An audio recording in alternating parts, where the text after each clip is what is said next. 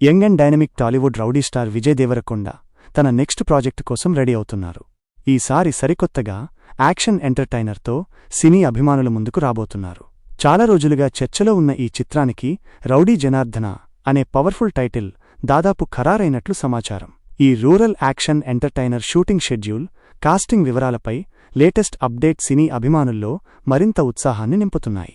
సినీ వర్గాల సమాచారం ప్రకారం విజయ్ దేవరకొండ నటిస్తున్న ఈ కొత్త చిత్రం రౌడీ జనార్దన పూజా కార్యక్రమం అక్టోబర్ 11, 2025న ఘనంగా జరగనుంది.